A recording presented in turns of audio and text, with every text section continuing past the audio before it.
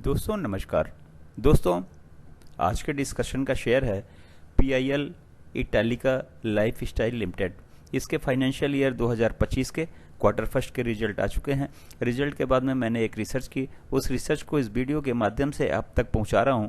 Video में शुरू से आखिरी तक बने रहिए, हो सकता है ये वीडियो आपके लिए फ़ायदेमंद साबित हो। कंपनी 1992 में इनकॉर्पोरेट हुई थी। फेस वैल्यू 10 रुपये था पब्लिक इशू के टाइम पे। कंपनी प्लास्टिक मोल्डेड फर्नीचर बनाती है और दूसरे आर्टिकल्स भी बनाती है। चेयर्स में आर्मलेस चेयर, आर्म वाली chair, folding chair, luxury chair, designer chair, spine care chair, kids के लिए चेयर, किड्स के लिए playing chairs, stools, centre table, dining table, sun loungers, trolleys, storage cabinet, crates, shoe rack, कपड़े रखने की cabinets, इस तरह के ढेरों आइटम्स बनाती है। और पहले आपने पीकॉक इंडस्ट्रीज का नाम सुना होगा, ये वही कंपनी है। पिछले 5 सालों के रिवेन्यू और प्रॉफिट लॉस की अगर बात करें तो 2020 में 47.68 करोड़ का रिवेन्यू, 80 लाख का प्रॉफिट। 2021 में 54.25 करोड़ का रिवेन्यू, 3.71 करोड़ का प्रॉफिट। 2022 में 67.57 करोड़ का रिवेन्यू, 2.51 करोड़ का प्रॉफिट।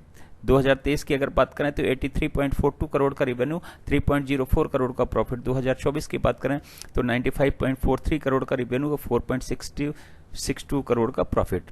ईपीएस की बात करें तो 2020 में 0.03, फिर 0.16, फिर 0.11, फिर 0.13, फिर 0.20 2024 में। डेट टू इक्विटी की बात करें तो 2020 में 0.06, फिर 0.1, फिर 0.21, फिर 0.16, फिर 2024 में 0.21।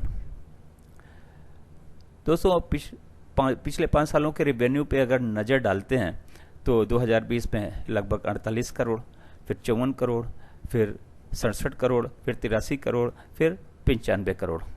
रिवेन्यू हर साल बढ़ रहा है, चाहे वो कोविड का भी टाइम था तब भी रिवेन्यू कंपनी का बढ़ा। और टाइम्स में भी कंपनी ने अपनी रिवेन्यू को बढ़ा के रखा, जारी रखा बढ़त। कंपनी कुल मिला के रिवेन्यू के फ्रंट पे बहुत ही शानदार काम कर रही है। हर साल रिवेन्यू बढ़ रहा है और अच्छे खाते ग्रोथ के साथ बढ़ रहा है। कंपनी की performance revenue point of view से बहुत ही शानदार और आगे भी बने रहने की पूरी संभावना है, क्योंकि जिस तरह के प्रोडक्ट ये बाजार में ला रहे हैं, जिस तरह के प्रोडक्ट ये बाजार में लाए हुए हैं, सबकी डिमांड है और सब चल रहे हैं। दोस्तों ये ऑनलाइन भी अपने सामान को बेचते हैं और ई कॉमर्स की ढेर सारी कंपनियां इनके सामान को बेचती भी हैं। अगर प्रॉफिट लॉस की अगर एक बार रिव्यू करते हैं 5 सालों की तो 2020 में 80 लाख, फिर 3 करोड़ 71 लाख, फिर 2022 में 2 करोड़ 51 लाख, फिर 3 करोड़, फिर इसके बाद में 4 करोड़ 62 लाख रुपए। तो रिवेन्यू के फ्रंट पे भी थोड़े से अप डाउन दिखते हैं, लेकिन घाटे का कहीं सौदा नहीं है। रिवेन्यू बढ़ रहा है लगातार और अच्छे खासे ज़्यादा रिवेन्यू बढ़ रहा है तो प्रॉफिट भी ज़्यादा हो रहा है। बट नेचुरल है कि रिवेन्यू बढ़ेगा तो प्रॉफिट भी बढ़ेगा और इस तरह के प्रोडक्ट में मार्जिन भी ठीक ठाक रहता है। ईपीएस की बात करें तो आपको बता ही चुके हैं, ईपीएस कोई बहुत शानदार नहीं है। डेट टू इक्विटी की बात करें तो कर्ज है लेकिन बहुत ज़्यादा नहीं है, 1 से काफ़ी कम है। डेट टू इक्विटी का रेशियो 1 से काफ़ी कम है, कर्ज है लेकिन। क्वार्टरली रिजल्ट की बात करें तो जून 23 क्वार्टर में कंपनी ने रिवेन्यू जनरेट किया 20.19 करोड़ का, प्रॉफिट हुआ 1.2 करोड़ का। सितंबर 23 क्वार्टर की बात करें तो 25.22 करोड़ का रिवेन्यू, 1.05 करोड़ का प्रॉफिट। दिसंबर 23 क्वार्टर की बात करें तो 26.89 करोड़ का रिवेन्यू, 1.82 करोड़ का प्रॉफिट।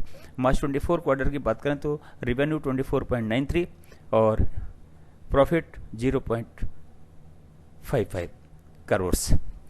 जून 24 क्वार्टर की बात करें तो रिवेन्यू 21.20, प्रॉफिट 1.51। अब जून 23 क्वार्टर, फिर सितंबर 23, दिसंबर 23, फिर मार्च 24। तो इन क्वार्टर्स में रिवेन्यू 20 से 27 करोड़ के बीच में रहा, लगभग मिनिमम 20 और मैक्सिमम 27 करोड़ के आसपास। तो कंपनी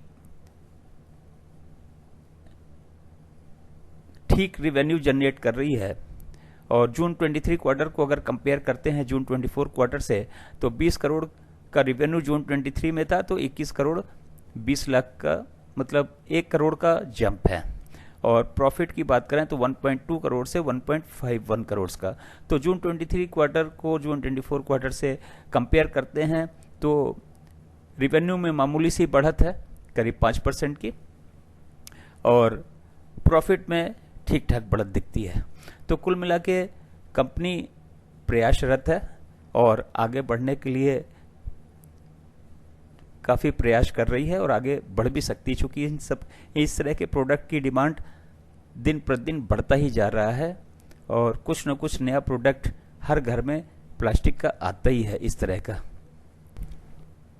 एफआईएस के शेयर 0.21% है, डीआईएस के शेयर 0.64% है, पब्लिक के शेयर 49.05% है, प्रोमोटर के शेयर 50.09% है, डेट टू इक्विटी का रेशियो 0.20 है, रिजर्व और सरप्लस 50 करोड़ 68 लाख का है और कंपनी के ऊपर कर्ज 15 करोड़ 61 लाख का है। फेस वैल्यू शेयर की 1 रुपये है, बुक वैल्यू 3 रुपये 16 पैसे है, 52 वीक लो 8 रुपये 45 पैसे था, 52 वीक हाई 17 रुपये 60 पैसे था। शेयर का प्राइस 23 अगस्त 2024 को 12 रुपये 89 पैसे था। स्टॉक का पी 61.38 है, सेक्टर का पी 49.26 है। डिविडेंड यील्ड की हिस्ट्री नहीं है, बोनस की हिस्ट्री नहीं है। कंपनी ने कुछ इन्वेस्टमेंट भी कर रखा है, वो करीब 2.5 करोड़ के आसपास का।